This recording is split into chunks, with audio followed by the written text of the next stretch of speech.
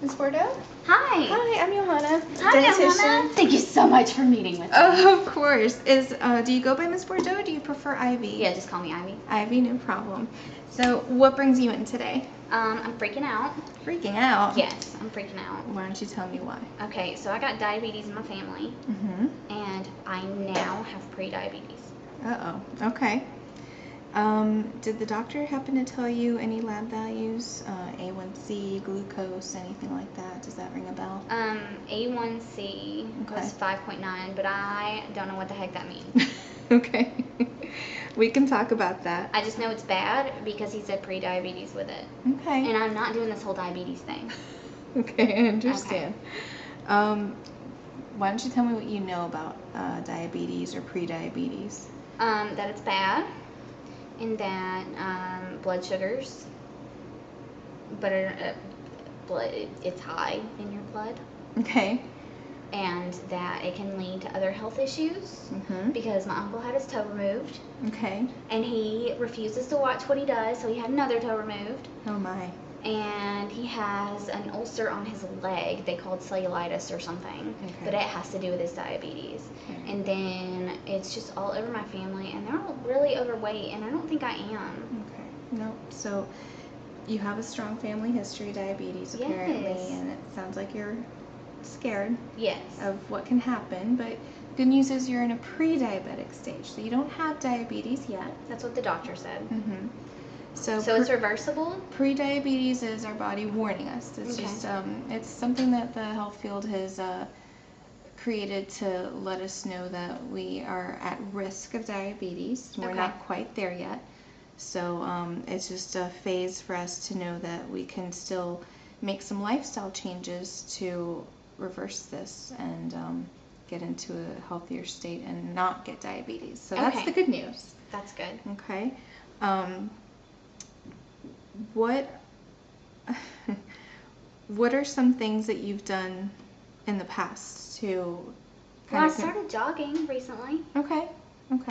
I've been doing it for, I guess, about a month and a half now. I don't quite like it. I've done it before, and it took me 3 months to like to jog.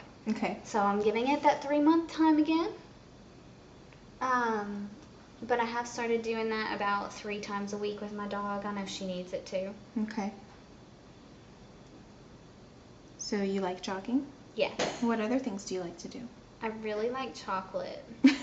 Okay. Am I going to have to give it all up? Absolutely not. No. Okay. No. That makes me happy. Yes. I mean, I don't have to eat so much of it anymore. I don't drink Cokes.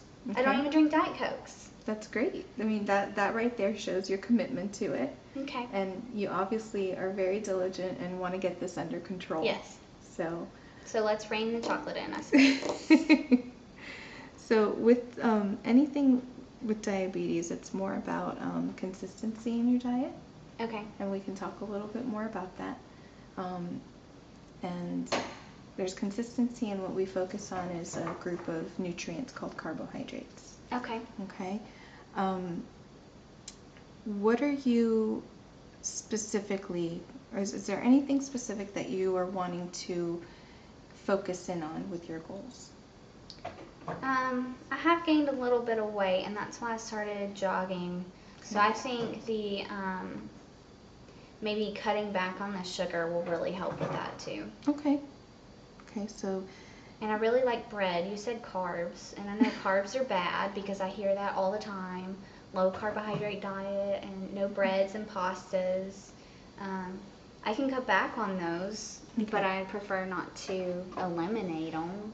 All right, so just narrow the focus a little bit here. Okay, so you want to lose weight. Okay. And yes. Yes. Okay. And you're concerned about losing the foods that you enjoy, such as chocolate and bread.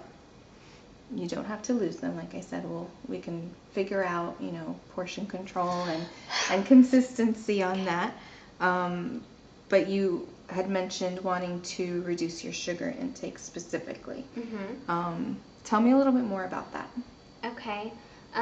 So I have been gradually trying to get darker chocolate instead of just milk chocolate, but I'm Okay. still eating about 2 whole bars a day. Oh, okay. So that's probably bad. So two bars, as in what size bars? They have 8 squares. Okay. So I could reduce the number to just squares per day, maybe? Okay. Is that something you feel that you could be comfortable doing? Yes, I could. Okay, so 2 squares. Not 2 squares right off the bat. Okay. Maybe like 4 squares. 4 squares per day? Yeah. Okay. Is that okay? Would that be good? That's your call. Okay. Is it I something think that that's you feel something you that could I do? can do. Okay. Okay. Because then I can count them and I can even chop them up smaller if I need to. And just grab the little pieces throughout the day when I feel like I need something. Okay. So 4 squares a day, and that's down from, you said you're doing 2 bars, so that's down from 16 a day? Yeah. It's a big cut.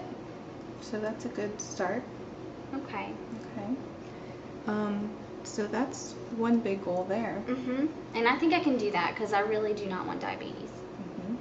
And then I could just increase my jogging by 1 day per week. So I could do 4 days a week with my dog instead of 3. Okay. And the research does show that increasing physical activity does have a really good impact on our blood glucose. Okay. So reducing weight just by 5%, that brings down our numbers. Okay. That increases, that reduces your A1C. And when you add the increasing of the physical activity, that'll also impact your sugar. So Okay. I think you're making some really good choices here, just so that you know. So you want to increase jogging by 4 days a week. 2 4 days. 2 4 days, excuse me. Yeah, because 6 days a week might be bad. I might be found on the side of the road.